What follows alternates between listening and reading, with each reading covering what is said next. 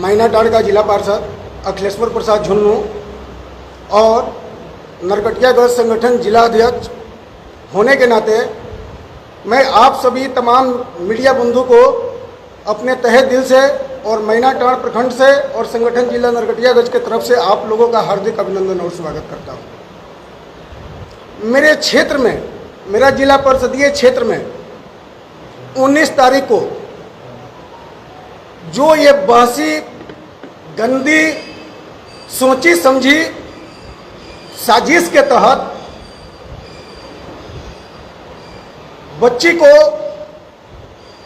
बाष्ठा से मैनाटांड़ बुलाया गया, नाम दिया गया कि बच्ची कंप्यूटर क्लास करने जा रही है। बच्ची 12:30 से 1 बजे के बीच अपने घर से निकलती है।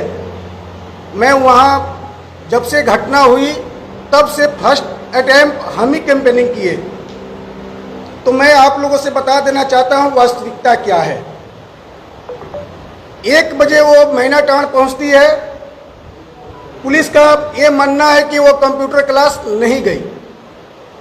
वहाँ से बच्ची का अगवा होता है, वो अपने सहमति से नहीं बल्कि बच्ची को अगवा किया जाता है और अगवा करके नरकटियागंज महादेव होटल में ले जाकर उसके साथ बलात्कार किया जाता है। समझिए निर्भया कांड 2, इस देश को झकझोर देने वाली जो घटना हुई निर्भया कांड, सेम टू सेम कांड मैनाटांड़ प्रखंड के बाष्ठा में हुई। वहां बच्ची के साथ इतना गंदा दुर्व्यवहार हुआ, रेप के साथ साथ बच्ची का प्राइवेट पार्ट के साथ छेड़छाड़ हुआ, जिसके कारण बच्ची बेहोश हो जाती है। उसके बाद बच्ची को वहीं प्राइवेट नर्सिंग होम में पहुंचाया जाता है। वहां डॉक्टर देखता है तो डॉक्टर, मामला गाइनो की आती है तो डॉक्टर परामर्श देता है इसको लेडीज डॉक्टर के पास आप लोग ले जाइए। एम्बुलेंस से या कैसे, ये मैं वो अनुसंधान पुलिस कर रही है, वो बताएगी।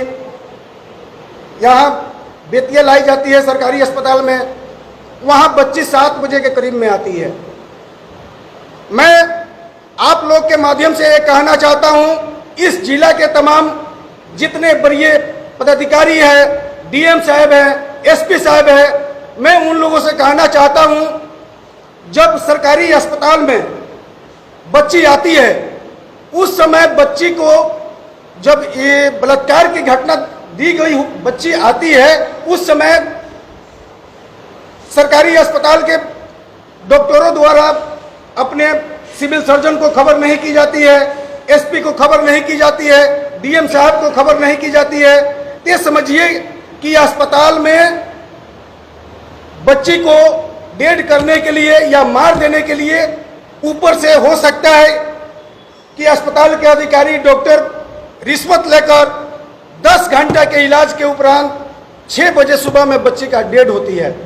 मैं आप लोगों से पूछना चाहता हूं, इस जिला के जो डीएम साहब बैठे हैं, एसपी साहब बैठे हैं, उन लोगों से कहना चाहता हूं कि 10 घंटा के अंदर में अस्पताल का जो भी बड़े अधिकारी है उनको सूचना क्यों नहीं दी गई? बलात्कार जैसी घटना को अस्पताल, सरकारी अस्पताल में छुपाया क्यों गया? डीएम एसपी को खबर क्यों नहीं किया गया है? इससे यही ज्ञात होता है कि ये जो डबल इंजन की सरकार है, नीतीश कुमार का जो भ्रष्ट सरकार है, पलटू चाचा के जो सरकार है, इनका पुलिस पदाधिकारी और अपने सिस्टम से ये नियंत्रित नहीं है।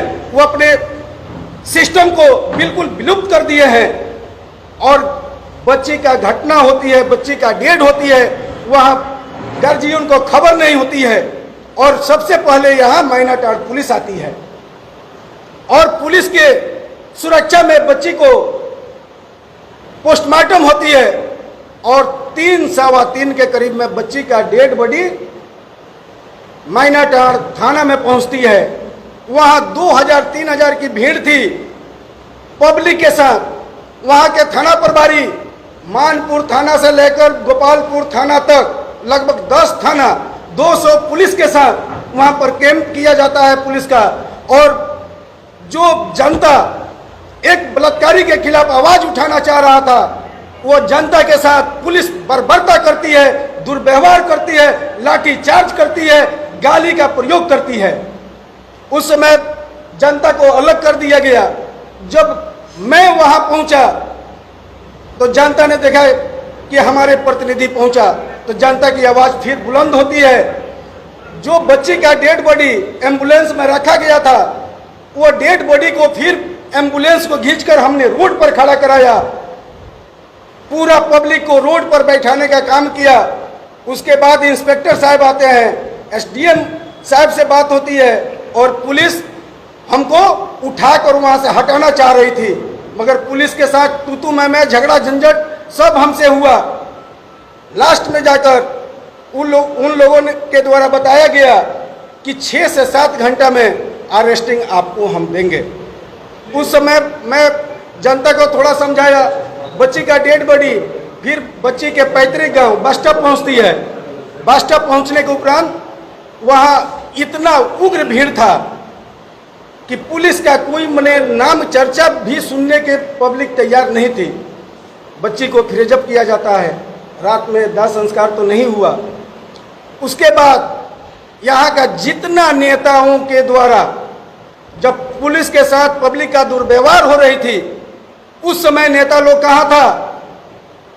वो सत्ता पार्टी का नेता हो या वहां का प्रेजेंट निकम्मा विधायक वीरेंद्र गुप्ता क्यों ना हो, वहां का मंत्री खुर्शीद आलम क्यों ना हो, खुर्शीद आलम वहां पहुंचते हैं और जबरदस्ती बोलते हैं रात में कि लाश को दाह संस्कार किया जाएगा।